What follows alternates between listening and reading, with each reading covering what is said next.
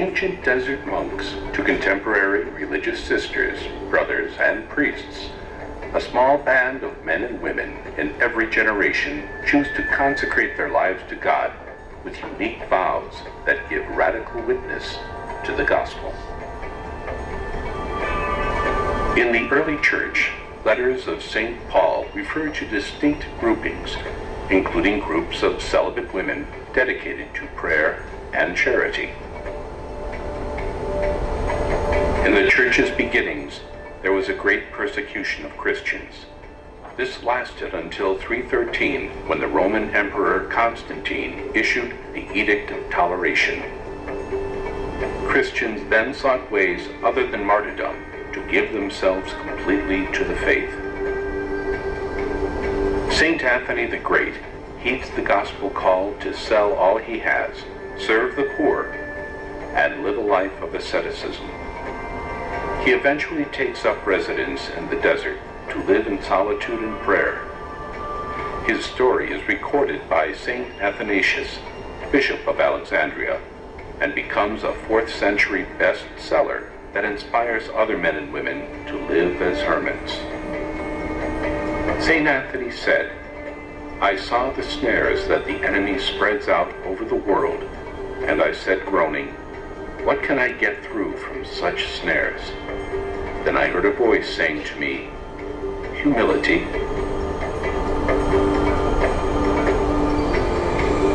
As the church grew, houses of monks and nuns were established in the Egyptian desert. Pachomius, a contemporary of St. Anthony the Great and a convert to Christianity, created a model for Cenobitic or common way of life based on the early Christian community in Jerusalem, with all members sharing their goods and praying in common. Saint Basil established large communities of monks in Asia Minor, which is modern-day Turkey. As Bishop of Caesarea, Basil had his monks engage in the apostolic work of teaching and pastoral care. Saint Jerome, a scholar and Bible translator, moved to Bethlehem, where he set up and lived in a monastery. Saint Augustine writes rules for monks and nuns during his early years as a bishop in North Africa. He also founded monasteries. Saint Augustine wrote, "What does love look like? It has the hands to help others. It has the feet to hasten to the poor and needy. It has eyes to see misery and want. It has the ears to hear the sighs and sorrows of men. That is what love looks like." There was a surge of monastic communities in the Eastern and Western Church. In 470, St. Bridget established Kildare Abbey in Ireland, a double monastery for monks and nuns. Common life or community became more dominant than the hermit's way of life and spread to France, Germany, and Italy. St. Benedict of Nursia founded monasteries and wrote a rule for monks moderate in tone compared to other rules of monks of the time. It soon became the standard for European monasticism and is still used today by Benedictines throughout the world. Benedict's twin sister, St. Scholastica, heads a community of women near Benedict's monastery at Monte Cassino.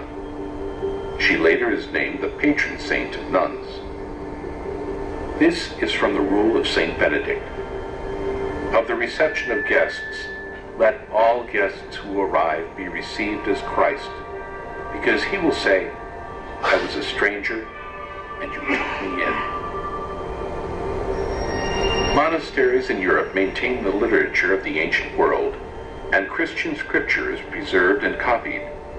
Large monasteries are centers of cultural and economic activity, harboring schools, hospitals, guest houses, and farms. Meanwhile, Europe is ravaged by war and instability. The Benedictine Abbey of Cluny in central France spearheaded reforms of the medieval church and produced leaders, including monks, became bishops and even popes. Camaldolesi and Carthusian hermit and contemplative monks are founded by Saint Romuald in Italy and Saint Bruno in the French Alps. Both continue to this day. The Cistercian order, or Trappists, greatly increased in number and influence with the help of Saint Bernard of Clairvaux. Saint Bernard wrote, "He who prays and labors lifts his heart to God with his hands." Saint Norbert combined a monastic regimen with parish work, foreshadowing the coming of the mendicant, or begging orders, and their service in cities. The first lay association, or third order of laity affiliated with a religious order, is founded with the establishment of the Norbertine Third Order, often referred to as associates, tertiaries, lay associates, or secular tertiaries. Such associations continue today. The mendicant religious orders emerged as towns and cities developed, in contrast with the previous emphasis on contemplative life. These new religious orders preach the gospel and respond to the needs of the poor. The four major mendicant religious orders are the Carmelites, founded in 1150, Franciscans in 1209, Dominicans in 1214, and Augustinians in 1256. St. Thomas Aquinas joined the Dominicans in 1242. Among the Church's greatest theologians, canon law deems him the guide to be followed for those studying for priesthood. The Carmelites established a rule, actually a set of rules, meant to guide a daily life of prayer and contemplation. As the Carmelite order grows, it combines contemplative life with apostolic activity. In 1209, St. Francis of Assisi founded the Franciscan order.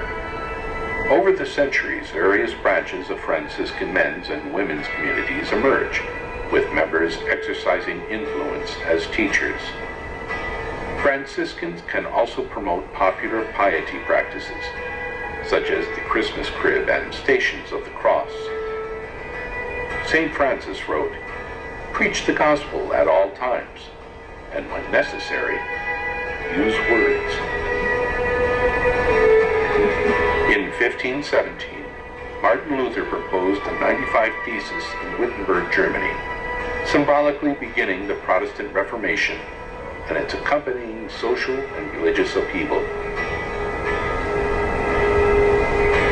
St. Teresa of Avila and St. John of the Cross are Carmelite mystics, writers, and reformers in Spain, whose writings continue to influence Catholic spirituality. In 1540, the Jesuits were founded by St. Ignatius of Loyola. Their efforts in education and mission continue to wield influence in the Church and world. According to St. Ignatius and Ignatian spirituality, every way of preparing to find the divine will as to the management of one's life for the salvation of the soul is called a spiritual exercise. In 1545, the Council of Trent began. It encouraged renewal of religious orders and new forms for religious life. Apostolic religious orders of men and women are established. These new communities emphasized serving the needs of the poor, especially through education and medical care. With St. Vincent de Paul, St. Louis de Merlac forms the first community of non-cloistered sisters. Many religious orders are founded in Europe to meet social needs in the wake of the French Revolution. St. Elizabeth Ann Seton founded the first apostolic community of women in the U.S. In 1947, Pope Pius XII encouraged the formation of secular institutes, a distinct form of consecrated life. These groups of priests and laity promise poverty, obedience, and chastity without communal life or distinctive clothing. 1950 to 1965 were the peak growth years for U.S. religious communities. Religious women in the U.S. reached their highest number of nearly 180,000 in 1965. They continue to outnumber men in religious life 4 to 1. 1962 to 1965 saw the Second Vatican Council. Among many other reforms meant to modernize the Church, this worldwide council, or gathering of bishops, calls for renewal of religious communities.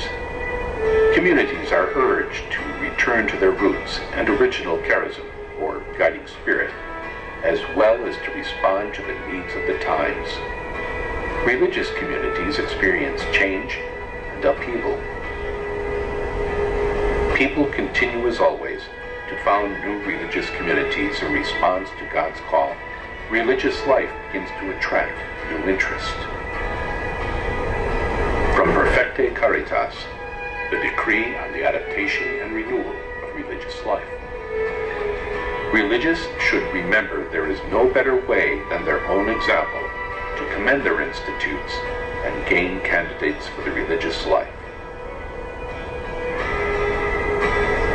From 2013 to the present, Pope Francis draws attention to religious life when he's elected in 2013. A Jesuit, he is one of only 34 religious order members to become Pope. The Church designated 2015 as the year of consecrated life, devoted to the renewal of religious life, the celebration of the witness of members of religious orders, and an invitation to young people to consider a vocation.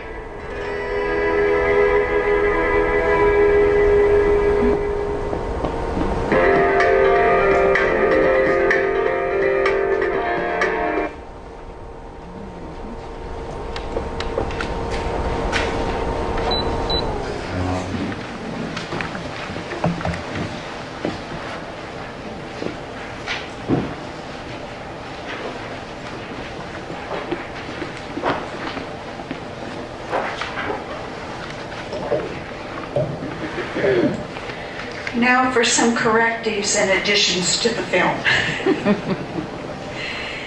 The earliest use of the word monachus, in Latin monachos in Greek, appears in the apocryphal Gospel of Thomas, about 140. In a saying attributed to Jesus, there are very many who may cling near the door, but these are the monachoi, who will enter into the nuptial chamber, Logion 1.75. There are several synonyms for monachos from Eusebius of Caesarea around 330 when he comments on early translators of Psalm 67:7. He makes the single to dwell in a house in Origen's Hexapla, which was a gathering of the 6 Greek texts and the 1 Hebrew text available at the time. Eusebius himself uses the word monachos from the Greek equivalent of Yehidian, translated in various ways, monotropos, having a single way of life. And I have those words on your handout, the first page. Monogenes, unique, like the only begotten Son. Monozonos, meaning monogamous. Since they are monerais, living alone, single, unmarried. They lead a monere bion, a single and pure life, and monotropoi, they hold to one way of virtue. So already before the time of Antony, there was this use of the word monachos, and the feminine would have been monacha.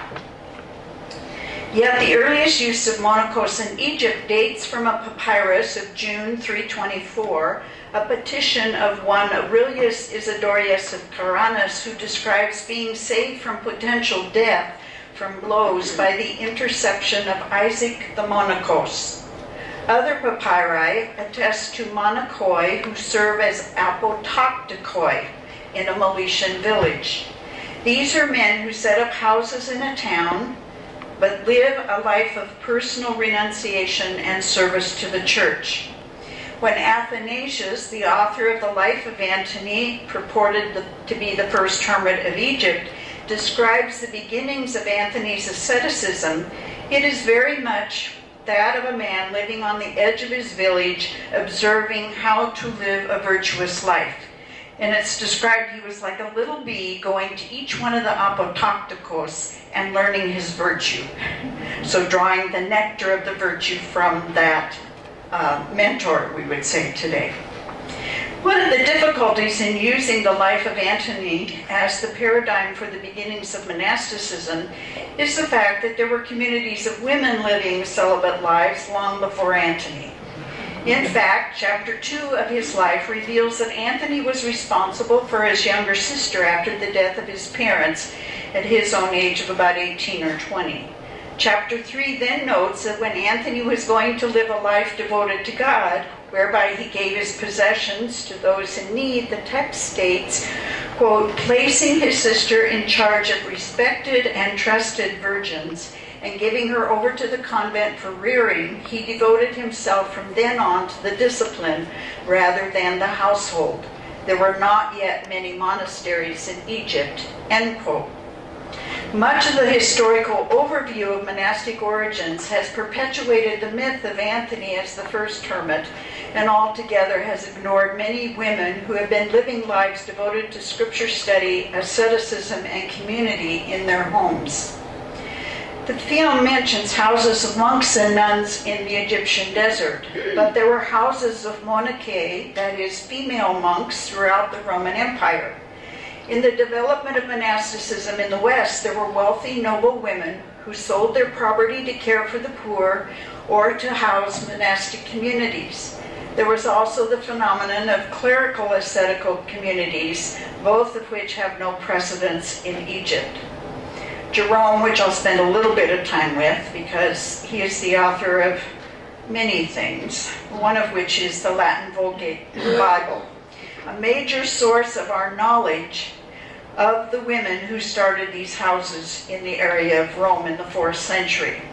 Of the noble women to whom Jerome was close and sent several of his biblical commentaries because they read the Bible in Greek, Hebrew, and Latin. So they would ask him questions. What does this word mean in Greek? And then he would explain, knowing that they would understand because they knew the biblical languages. Okay? So one of these was Marcella, who embarked on ascetical life around 355. She was a wealthy widow who refused a second marriage and lived with her mother, other virgins, and widows. According to Jerome, quote, none of the noble ladies of Rome at that time had known the propositum monachorum, the life of monks, or publicly assumed this name, end quote. The Venerable Paula, Marcella's friend, and Paula's daughter Eustochium trained under Marcella.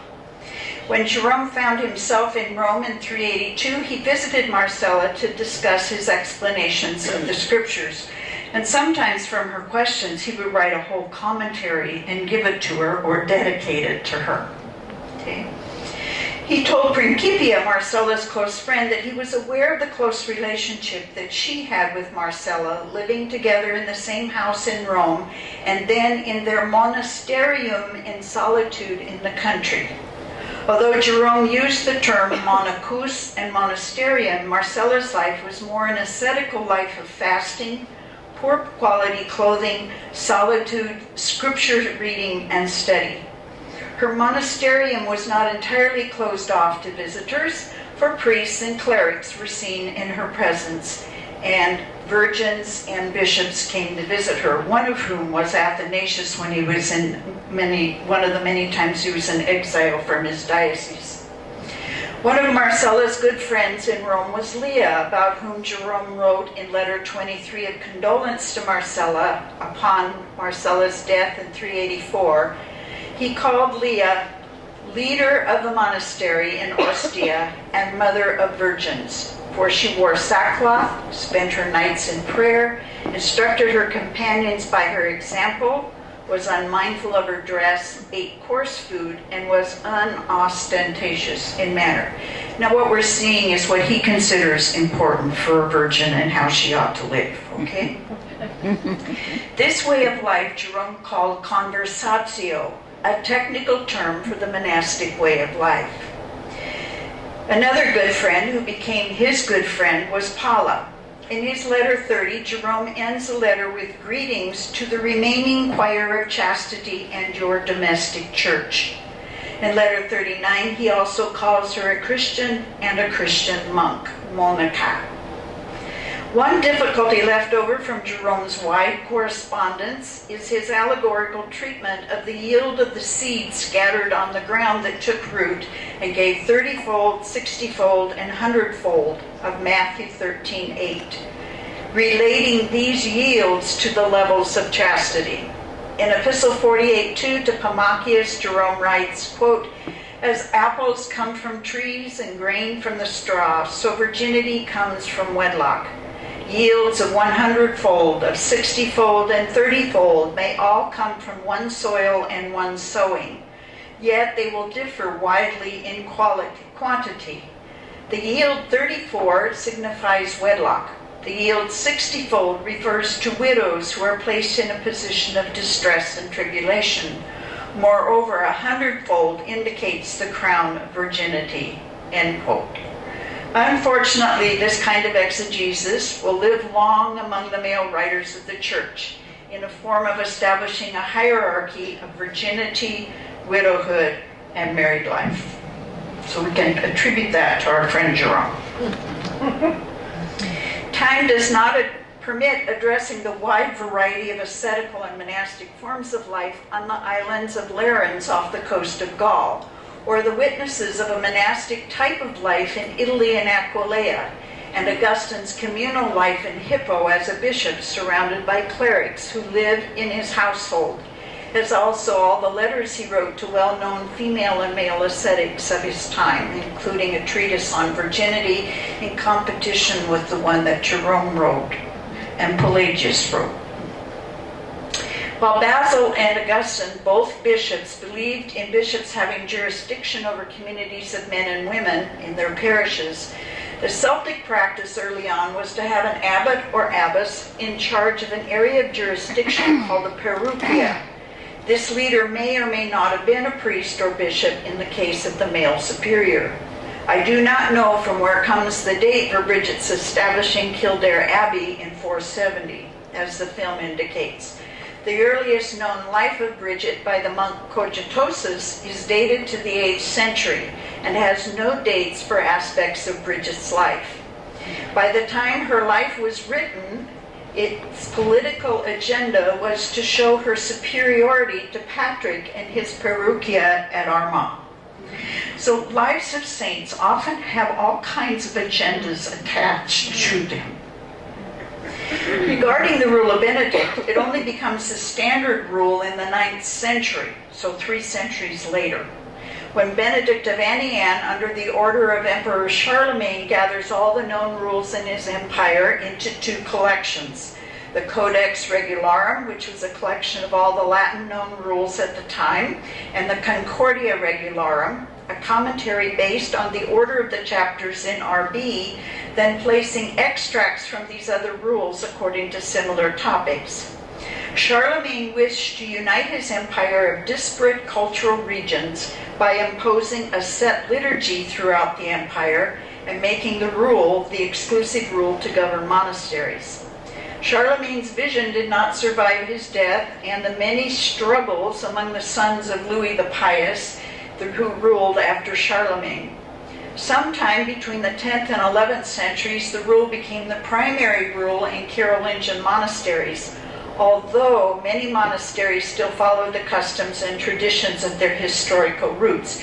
And the further away you were from the center of Carolingian rule, the less likely anybody was going to check up on you. In the 8th and 9th centuries, customaries or statutes developed, the precursor to constitutions, which outlined the practical details of discipline and liturgical practice. The Camaldolese and Carthusian hermit monks were a reform movement in reaction against the Cluny abbeys, which had many large and powerful houses and exerted influence in the political and ecclesial movements of the day. The rise of the Cistercians was in some sense a reaction to the large Cluniac monasteries, which had become quite wealthy, with elaborate divine office and use of lay brothers to run the farms. The Cistercians railed against the wealth and complexity of the Cluniacs and went back to the practice of manual labor for all monks. But in time, as properties were given as donations to them, Cistercians had to set up lay brothers to do the manual labor in fields and orchards at a distance away from their main monasteries. For the very criticism they issued against Benedictines, they then suffered from about a century later. The first lay association, or third order of laity associated with a religious order, is attributed to the Norbertines in the film. However, the role of laity in relationship to religious orders is a complex and diverse one, which we'll take up in a moment. With the coming of the Mendicant orders, Franciscan, Dominican, Carmelite, and Augustinian canons, the vows professed by these groups were the evangelical counsels of poverty, chastity, and obedience, while monastic profession remained profession to the monastic way of life with its threefold promise of conversatio, obedience, and stability. While St. Francis is often seen as the founder of the Franciscans, there were really two founders: Francis, the charismatic leader, and Bonaventure, the superior, able to bring order and theological underpinnings to the various Franciscan ways of life, often in competition with each other. We don't have time to go into that history. Martin Luther and John Calvin, both Protestant reformers, were seen to reform the church and its many structures.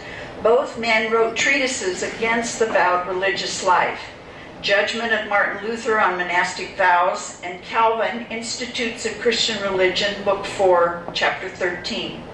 Their questioning the validity of monastic life was based on how vows seemed to set aside the main baptismal commitment to Christ. The teachings of Luther and Calvin, and then Henry VIII's decrees of dissolution of monasteries in England, purportedly to gain their revenue to use in his war against France, led to the annihilation of many monasteries in Europe and the establishment of daughter houses in the New World. And there was an interesting transition during this time. If you're ever interested, Convents Confront Reformation Catholic and Protestant Nuns in Germany, that shows some monasteries became Protestant, some remained Catholic, some remained divided, depending on who their leader was or how they chose. And so this is a document that shows the transition taking place during the Reformation. Fascinating reading. Jesuits became the Catholic Counter-Reformation order to promulgate schools and help promote reform in the church. The Council of Trent enforced Pope Boniface VIII's decree on the cloistering of women, dated from 1298. Now, the Council of Trent was mid-1500s. But also it allowed for newer apostolic forms of religious life, which ministered to the needs of people, for schools, hospitals, and to care for other social needs. From 1540 to 1900, apostolic communities flourished, and women's religious orders performed a great service in opening the way to the education of women. Once the medieval universities arose in the late 1200s, early 1300s, no woman was allowed to get a university education, which meant no woman could get a degree as a doctor, as a philosopher, as a lawyer, or as a theologian. Now, changes took place in the first three categories, but women could only become theologians after Vatican II. I often told my students, you are looking at a theologian standing in front of you, and the only reason she is because she happened to live through Vatican II and can stand in front of you and do this. This is a little aside. After Vatican II, especially during the 70s, there was an exodus of religious out of orders and priests out of the priesthood. A decline in vocations sometimes can be attributed to a number of factors: smaller family size, more opportunities for women to explore careers not available to them in earlier decades, screening processes established as part of the discernment of an authentic call, and the renewal process that called religious orders to go back to their founding charism and to be in dialogue with the signs of the times. Now, just a few words about child oblation, then we'll take a break. In the Rule of Benedict, the only category of oblates in chapter 59 is that of children given by their parents to the monastery in a ceremony where the child's hand was placed in a macula, or altar cloth, which had covered the chalice and the paten, thus indicating the sacred character of this donation of the child. Benedict was following a custom found in his predecessors, Basil, Caesarius of Arles, and Aurelius of Arles, all of whom wrote rules with directives on child oblates. Basil directed that after puberty, understood to be age 16 or 17, the child could make a solemn and definitive oblation. Caesarius legislated age 6 or 7, while his successor Aurelius had age 10 or 12, for which the young person made a statement of desire to remain an oblate. When Christianity spread to the Germanic cultures, because the cultures of those lands, the parents, a father or a widowed mother, could place their child in a monastery, but only after they were 12 or 15 years of age. Now, these same parents also designated whom they married, if they were marriageable. Throughout the 8th and 9th centuries, canonical legislation wrestled with the issue of how binding was the oblation of children. While the law tried to enforce a lifetime commitment, it also made allowances for certain conditions. For example, the Council of Trubauer in 895 allowed an oblate offered under age 12 to leave if he had not consented to his oblation, a fact indicated by his solemn reading or chanting of the Charter of Oblation in the course of liturgical ceremonies. The Council of Toledo of 818 and 819 considered an oblation made against parental consent null and void. If parents could needlessly offer their children to monasteries to raise, one might imagine that this practice would lead to abuses. That is, cases in which parents would give unwanted, crippled, diseased, handicapped, or mentally unstable children to the monastery. There was no social workplaces in these days, okay? Nor were there prisons, which is why you always had a monastic prison in the basement of the monastery. Nor were monasteries always pure in their motivations, for the practice of greedy abbots desirous of expected revenues for taking in the children began to arise at the end of the 8th century to continue into the 13th, when child oblation was officially suppressed but not totally eliminated. Over the 10th and 11th centuries, more legislation and canon laws were promulgated to deal with this question of child oblates, in which the matter of ascertaining consent, the age of oblation, and the need for confirmation of a willing oblation upon reaching a later age, or the possibility of returning to the world, were all considered. In the 11th century, we also saw the rise of conversi, lay people entering the monastery to convert their morals, and many disputes among this class of people and the new treaty, the child oblates, who had literally grown up in the monastery. The children had never been exposed to the temptations and perils of the world, although they might have been to the perils in the monastery. And some felt that they were better than the conversi, who did the manual labor for the monastery. Another factor influenced legislation, and finally the abandonment of child oblation was the practice of simony, whereby children were exchanged as a kind of payment for ecclesiastical privileges or penance. On the one hand, monasteries encumbered with many sick, deformed, or incapable oblates needed funds to care for the children.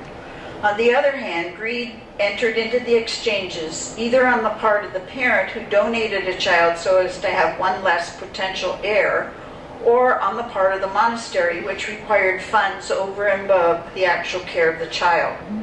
There were also noble parents who found the monastery to be a haven for their illegitimate children. So many complaints and protests emerged that at the Council of Paris in 1212, It was decreed that no one under the age of 18 could be received into a monastery. By the end of the 13th century, child oblation was condemned and suppressed by the Church. However, the practice did not stop altogether until the reforms of the Council of Trent in the mid-16th century. Okay, time to take a little break, don't you think? Yes. Okay, can we do, okay, I have 5 after 10. Can we come back? I'll say quarter after, that means you'll be here at 20 after. Welcome back. Thank you. Now we turn to adult oblation and its origins in the various words that were used to describe them in Benedictine history, mostly in the Middle Ages. And looking at this history, be forewarned that there's no clear, straightforward line of development, but many differing strands of tradition arising in various autonomous monasteries and congregations. Moreover, this history is rather colorful, revealing the vagaries of the human condition and social stations throughout the Middle Ages. This history will be examined through the structure of the various names by which these people were known. At the same time, one needs to be aware that even monks and nuns were considered lay people, if they weren't ordained, as in the case of the men, who had dedicated their lives to God in a particular way. Benedict did not envision adult oblates because his rule speaks only of child oblates. The use of the term oblatus with reference to adults did not become a general term until about the 15th century, after child oblation had been abolished. In the 3rd century, there were 2 kinds of monks, the conversi and the child oblati. Conversi were adults who entered a monastery in order to work out the conversion of their lives. In the period of the Merovingian kings, from 450 to 751, it was the oblati who, having been educated in the monastery, could be ordained. But many of the conversi were illiterate barbarians, known as illiterati, and that's the name on your list. So what did the conversi do? They were relegated to manual labor of the monasteries as distinction between the 2 kinds of monks became more apparent. Eventually, the oblati who were ordained became the choir monks, dedicated to the divine office and working in the scriptoria, copying manuscripts. The conversi became the workers, that is, the bakers, the masons, the builders, the shepherds and cultivators of fields, and mill workers. By the 9th century, manual labor became the unique portion of the conversi in a time period when choir monks were not expected to do much manual work. Another category of early precursors to adult oblates was the famuli, or hired lay servants, who began in the 7th and 8th centuries. Several influences seem to account for this new category of lay people. The divine office began to have more and more elements and to require trained voices to carry out the elaborate tropes, versicles, hymns, and other parts. Another development was the introduction of the daily Mass and eventually the phenomenon of private Masses in special side altars, particularly to say Mass in remembrance of the dead and of donors. In addition, monasteries began to acquire more wealth, and at times abbots were in competition with each other to build bigger and better chapels and other buildings. All this required more people to do the manual labor. Then there was the practice of kings to bestow grants and privileges on certain monasteries under the condition that they pray the divine office day and night. This practice started with King Clovis II in 653 and soon spread throughout the Merovingian reign. The kings often accorded donations to ensure prayers for their own future repose and that of their families. This practice would become even more so under the Carolingian kings of the 9th century and would continue until the 12th. Accordingly, one witnesses the rise of clerical monks, who were the official prayers of the monastery, and the conversi or simpliciores, that is, the more simple monks, and who were uneducated, who were the worker bees. The workers were assisted by lay famuli, who were the gardeners, grooms, coopers, shepherds. Coopers repaired the barrels and baskets, the tanners, and the artisans. Between the end of the reign of the Merovingian kings and the beginnings of Charlemagne's reign, there was a period of time in which the invasions by Arabs, known as Mussulmans, into Spain, and by Saxons into Germany, and marauding bands into Gaul caused the destruction of many monasteries and much chaos in the society. With the defeat of the Arabs in 739 and Charlemagne's victory over the Saxons in 772, a certain peace was restored to the whole empire. The Emperor Charlemagne instituted reforms in the 9th century that would have profound effects on monasticism, namely the imposition of uniformity of monastic practice, to which we alluded to earlier, and the production of manuscripts to assist in the divine office. More and more elements that were added to the divine office necessitated more time for meticulous preparation on the part of the Oblati, who then became the choir monks. The building of the new monasteries required the labor of the conversi and the family. At San Gall, for example, the family had quarters on the monastic property and were under the jurisdiction of the abbot. Some even served the guests at the abbot's house. Monasteries under the influence of San Gall even dressed their family in distinctive garb and had them live a life in common. The rapid development of family was such that in 817 the Capitulary of Aix-la-Chapelle, the royal seat of Charlemagne, legislated that family were not to live in common with monks. They were to have their own refectory and their own dormitory. Besides family, there were also plebei, or simple laity, who were forbidden to be installed in the monastery by the Capitulary of Charles of Chaume in 845. The document called the Statutes of Corbie, a monastery famous for its manuscripts, in 822 shows 6 classes of inhabitants. The monks or brothers, second the pulsantes, the term used for postulants and students, third the matriculari and servants, fourth the prebendarii or workers, 5 the vassals, and 6 guests. The matriculari and lay servants worked within the monastery itself, while the prebendarii worked at the mill, the fishery, the nurseries, and other areas around the monastery. The difference between the matriculari and the lay servants was that the matriculari were attached to the monastery, assisted at one part of the divine office, followed a monastic discipline, worked within the cloister, and could not be dismissed. Some guests were permanent residents on properties surrounding the monastery. There are still some other causes and groups from which adult oblates would eventually derive. During the religious revival under Carolingian kings, various forms of fraternities developed known as fratres conscripti. There were the converted pagans of an area who attended the abbatial church, came to the monastery to make offerings, aided the monastery materially, and often were inscribed in the register of the Abbey for suffrages, that is, the special prayers said for them on their death. Likely they did not live in the monastery per se. The only early document that describes laity living in the monastery is the rule of Fructuosus, a monastic leader of Braga, Spain, who died in 665. This rule legislated for whole families to live on the monastic property, but required that children be under the age 7. Parents and children were under the abbot's jurisdiction. In exchange for their giving their worldly goods to the monastery, they were cared for and lived as permanent guests of the monastery. Although adults had permission to talk among themselves, young children were allowed to seek out their parents as often as they needed to in order to avoid the vice of murmuring by the parents.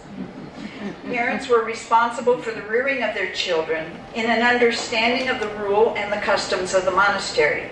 These adults were not required to profess vows, which was the sole prerogative of the monks. Despite opposition of the Capitulary of Aix-la-Chapelle of 817, the practice of laity being received into or living around the monastery for the purpose of practicing Christian virtues and prayer continued. There are individual cases like Saint Ludger, apostle of the Saxons, who remained 2.5 years at Monte Cassino without making profession of vows. So too, Rembert, Bishop of Hamburg, and Ladislaus of Poland. There is a case of Willibald at St. Gall, who asked the monks if he could be admitted to the guest house to receive food and clothing and to participate in prayer in exchange for his conceding all of his worldly goods to the abbey to be used for the support of pilgrims. The practice of total or partial renunciation of goods soon became the object of numerous juridical laws, as you can imagine. Sometimes permanent guests were given as a charge by the abbot, a small parcel of land to be cultivated and a small dwelling outside the cloister. As tenants and lodgers, they only had the use and benefit of the land, but not ownership of it. At the Church of St. Donatus of Bruges, these guests were known as submanores, or freemen. Later, the distinction of two kinds of guests arose. The hospites plenarii, who gave all their goods to the monastery and were solely dependent on it, and the hospites semi-plenarii, guests who held portions of their land from one or more abbeys or persons. Another distinction among guests was the donati, adults who gave all their goods as well as their person to the monastery, an act solemnized by a charter resembling that of child oblates. This adult charter stated the offering of goods and the offering of a person as an act of freedom. For example, a charter might say, quote, "It is willingly and with the love that Gerald, a free man, offers himself as a servant to Saint Martin de Bourges in the presence of Abbot Albert," end quote. The rite thus accompanied the signing of the charter, at first resembled that of the child oblation. The donatus was led to the vestiary of the monastery, where he was tonsured and received a camerarius, a particular kind of robe and scapular. On being presented to the abbot, the two together went to the church for Mass. After the Gospel, the abbot blessed the cowl and proceeded to the oblation. The donatus carried in the gifts of the sacrifice and the charter of oblation, which the celibate wrapped in an altar cloth. The abbot said a few words to those gathered to witness the oblation. The donatus read his charter and then placed it on the altar. At the monastery of St. Martin, the rite had the donatus presenting himself at the altar, holding in his hands the charter and an amula, or small vial full of wine, which the priest then took. He wrapped the hand with the charter in the altar cloth and poured the wine from the amula into the chalice. The cowl was then placed on the donatus after the Mass. The essence of the rite was the wrapping of the hand with the charter in the altar cloth, symbolizing the offering or oblation. Moreover, the rite required the presence of witnesses for its validity, whose names often appear on the charter itself. A couple words about the garb of the donatus. In the Middle Ages, all people wore particular dress or uniform, which depicted the many social distinctions made in feudal society. Some documents clearly mandate a garb different from that of the monks. From the 11th century on, supplementary rites were added to the ceremony of what later would be known that for the adult oblates. One rite served to give the name to these lay associates, the servi di quatuor numis, or servants of the 4 coins. These adults engaged themselves to serve the abbot and the monks all the days of their lives and signified their voluntary service by placing on their heads 4 coins, which represented the alienation of their property and giving of their person to God and to the patron saint of the monastery. Some monasteries did not distinguish the work of these donati from that of other servants, whereas other monasteries that received educated adults from noble families would give them to study or the arts rather than to manual labor. Some donati lived in the monastery, whereas others remained in the world, retaining their situation and position there. 2 categories of donati emerged from the beginning of the 11th century, those who live in the monastery and those who don't. The 11th century also saw the rise of noble women giving themselves as donatae to male monasteries, but they did not live in the monastery, of course. Rather, they stayed in the world and lived devoted to the development of Christian virtues. This period also witnessed the donation of husbands and wives to monasteries of nuns. These couples would receive their tonsure from the abbess. Their connection to the abbey was one of prayer and sharing in the good works of the monks or nuns. And throughout this period, for a married man to join a monastery in whatever form, or a married woman, they had to have the permission of their spouse to do so, and that goes way back to the early church. The regulations were laid down about that. So you couldn't escape your 12 kids easily. That's another story. Another category from which adult oblates would develop was the prebendaries, servants or workers who were attached to the monastery in recompense for their long and loyal services.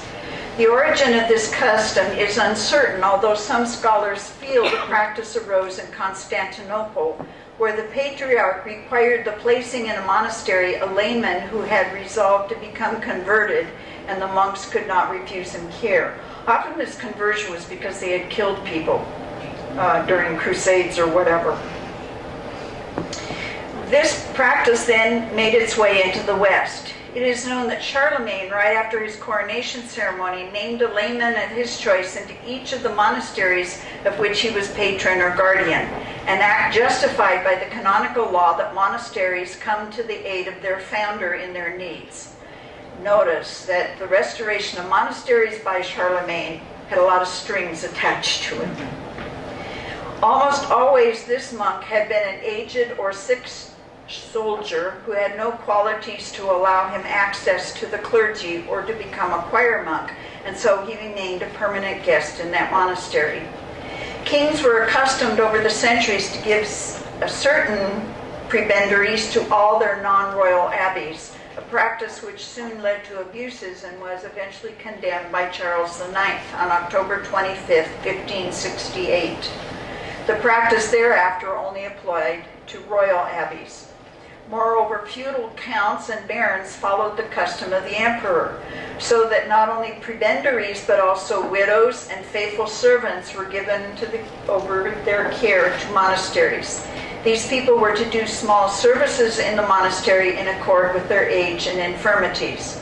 Monasteries sometimes paid a pension to avoid taking in undesirable prebendaries, as was the case when Huguenot soldiers were given to Catholic monasteries. Another source of adult oblates were the infirm and handicapped child oblates who had grown up in the monastery, but were incapable of the duties of the choir monks, and often also could not do strenuous manual labor. After legislation was laid down which abolished child oblates, these children grown up then became another category of religious laity. Yet another interesting group is the monarchy a succurrendum. That is, laity who on their deathbed express the desire to receive the monastic cowl as a sign of repentance. The first known case of this is Emperor Lothar I, who on his deathbed in the Abbey of Prüm, Eifel, in 865, requested and received the right to be buried in the monastic habit.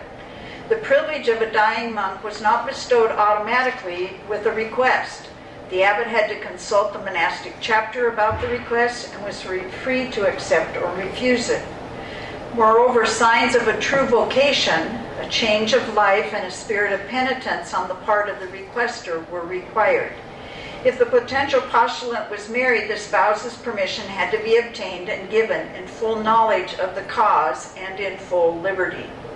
If the person was received as a monachus ad succurrendum and died, he was buried in the monastic habit, his name inscribed in the necrology of the monastery, and his name mentioned in the prayers and suffrages of the order. If, however, he recovered from his fatal illness, he had to ratify his promise or be considered an apostate. By the end of the 13th century, the potential monk was required to persevere in the monastery for 1 year before solemnly ratifying his promise.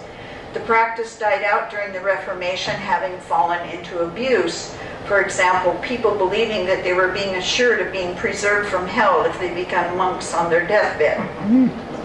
It seems that the Franciscans, the friars minor, and the friars preachers also took up this custom from the Benedictines. Now, a few more remarks about adult oblation. Despite what the film stated, that the first association or third order of laity affiliated with a religious order is that established by the Norbertines in the 12th century, the French scholar Deroux asserts that at the end of the 11th century, what we call oblation per se arose, beginning at the German monastery of Hirschau, whose abbot William, himself a child oblate of St. Emmeran of Ratisbon, helped to re-establish the monastery of Hirschau from its ruins in 1069.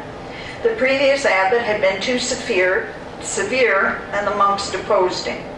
The new abbot refused to take the title until his predecessor died in 1071. Abbot William lived in a time when many abbeys had been destroyed or given over to baronial families. He borrowed ideas for living the Benedictine life from the Cluny monasteries of France, which was not an easy thing for him to do. In his day, various monastic houses that had survived were divided in their loyalties between those affiliated with Cluny, or at least adopting its practices, and those abbeys more faithful to the Pope. Abbeys in Germany tended to be loyal to the emperor. So for Abbot William to incorporate Cluniac observances in his monastery, he had to send a few educated monks to Cluny to bring back their customaries, and then have to write his own customary or rule of life in adaptation to the climate and needs of his own region. In Germany, the lay people were often caught between loyalty to the emperor and that to the Pope. If they favored the emperor, they would be excommunicated by the church. The monastery of Hirschau offered them a refuge from these political tugs of war between two principles of power. With so many people laity coming to the monastery, William organized the first oblate rule. He used as his model the Cluniac customary regarding the conversi. However, he called his conversi by the name fratres barbati, the bearded brothers. He entrusted them to the external affairs of the monastery, as well as service at the monastic table, work in the bakery, the tending of flocks, the hospitality of guests, and all the manual labor. Other distinctions of barbati included a distinctive garb, their own choir and refectory, and each Sunday the master of the barbati, called a prior major, gave them special instruction or teachings.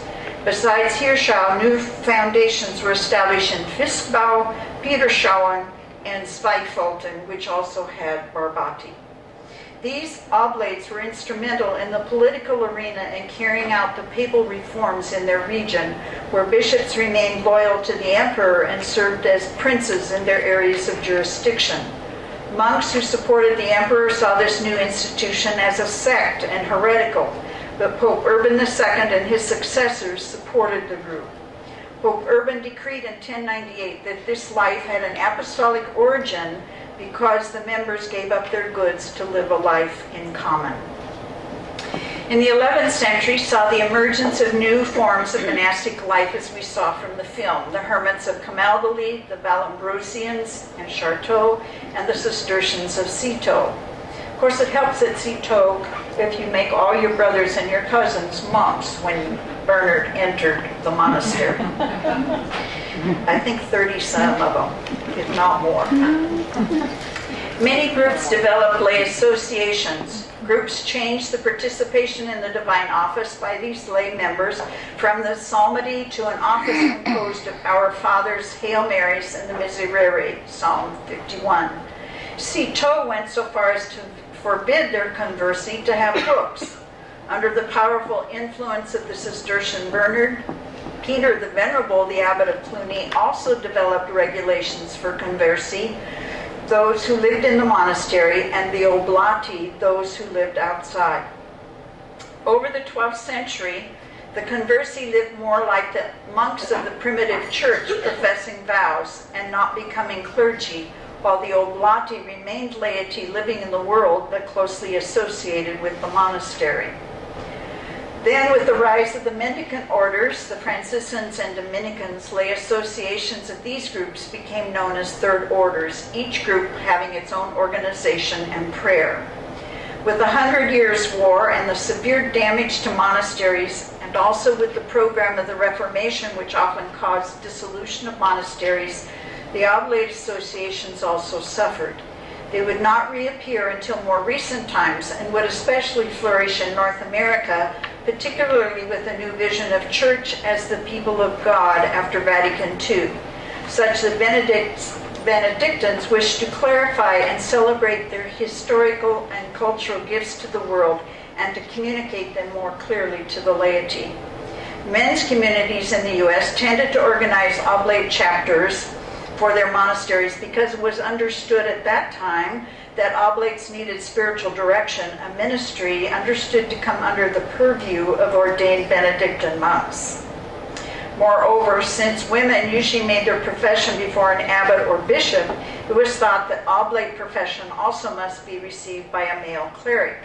Only in 1961, a rescript from the Sacred Congregation of Religious declared that since prioresses in American monasteries that were not under bishops or abbots received the profession of their sisters, there was no reason why they couldn't receive the oblates as well.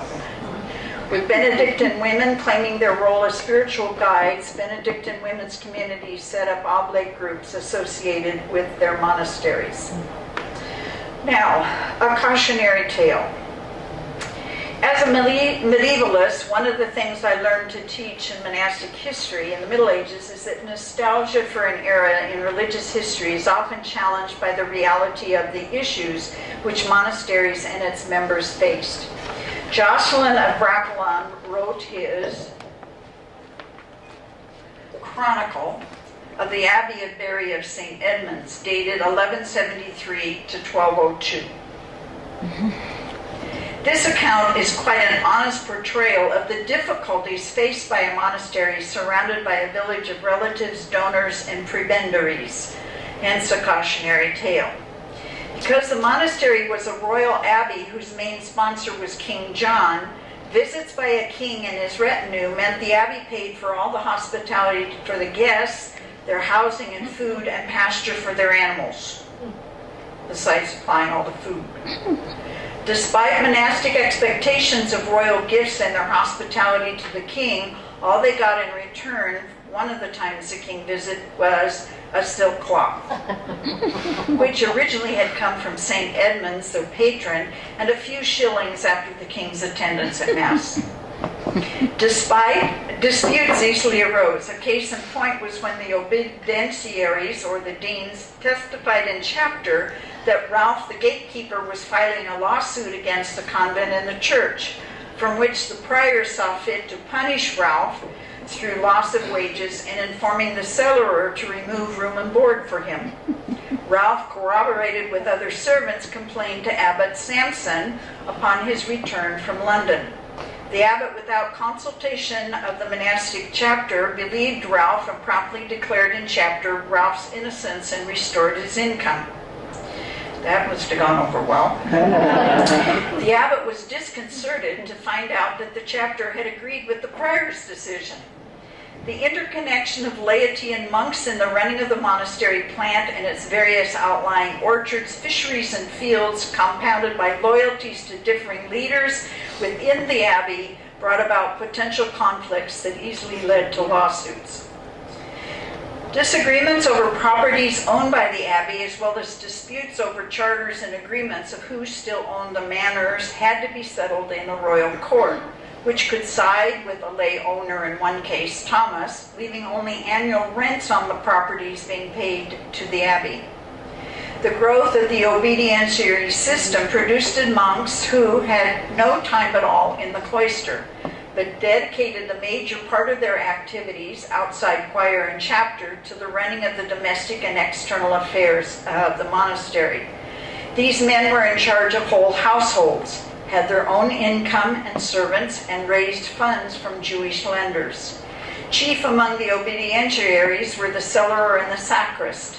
The cellarer took care of the abbey manors, mills, sheepfolds, collecting tolls and buying in the market, entertaining the abbot's guests in his absence.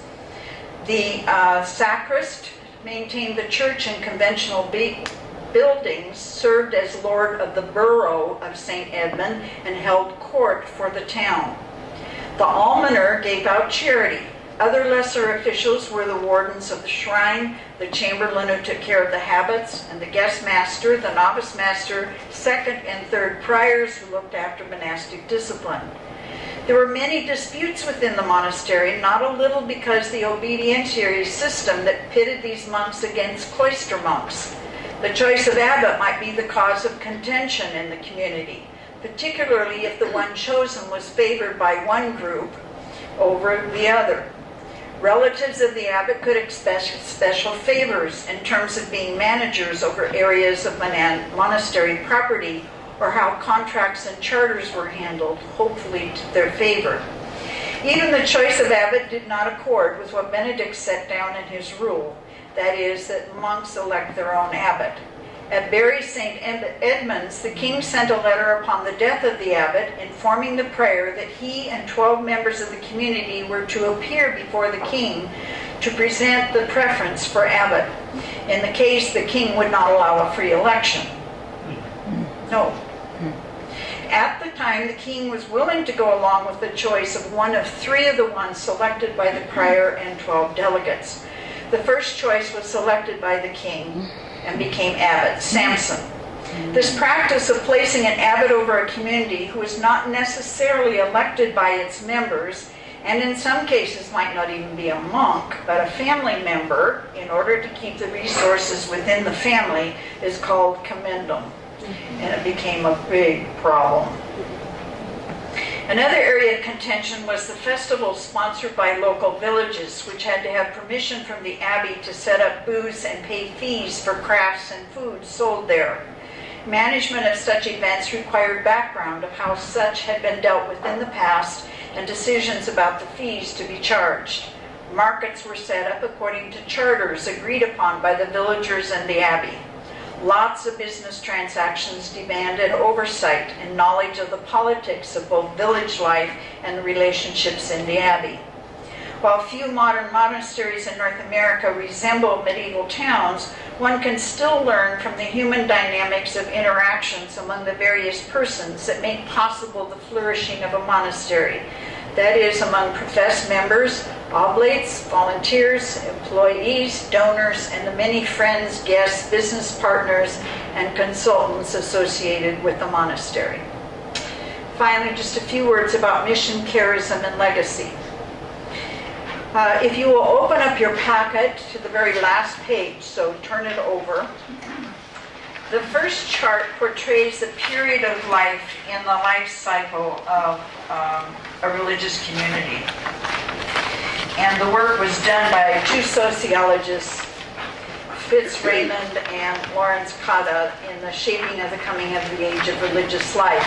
And so you have the foundation, then the expansion, more members come, you have a stabilization of how the community understands itself. Then eventually there comes a period of breakdown and a decision. In some cases, if not enough members, they might need to dissolve, or they have to have a breakthrough to living out of the charism in a new way, in new forms. Okay? Now, the next chart is the page just before. And I've done a kind of a crude representation of the life cycle of religious life through the Christian eras. As the culture changed due to persecution or invasions by non-Christian groups, the issues coming from the abuses of power and wealth, or the destruction of monasteries and religious institutes after the Reformation, there followed the rise of something new. So that's your peak. So you have the expansion of Christian communities in the early church, the various forms of religious life, eremitical, communal, and mixed communities of the 4th and 5th centuries, as exemplified by Desert Amas and Abbas, but many others. The rise of communal monasticism in large abbeys like Cluny, which became too wealthy and too unwieldy. And then with the focus on poverty, the mendicant orders arose to minister to the needs for ordinary people to have the gospel broken open in compelling homilies. And the rise of universities under the leadership of significant Dominicans and Franciscans. The rise of apostolic orders ministering to the needs for education, healthcare, and places for orphans. After Vatican II, there was a significant decline in the numbers of members within religious orders. Yet a new fervor to discover the charism of the founder, and in our own time, the rise of lay associations, oblates, intentional communities, and what is being called the new monasticism movements. Monasticism never did die out with the rise of the new movements over the centuries, but continued and often in new forms. Always, as Carol Zinn says, religious life is a radical response to the gospel, lived in the church and through the church for the life of the world. The mission and charism of a particular form of religious life is the focus of a preferred future, not so much the sustainability of a few members who are left in the present moment. The call for religious life is to see how the mission and charism can move into the future so that sponsored ministries and their boards can carry on the legacy of the sisters and brothers who founded the communities. It is God's work to determine if the charism lasts, just as God has directed the various forms of religious life through the centuries in response to the needs of the time. Now, on your blue sheet are some reflection questions. I ask you to just maybe pick 2 or 3 that you want to spend a few minutes with. Then we'll have table sharing, okay? And then we'll break for Eucharist and time for you to get over there, okay?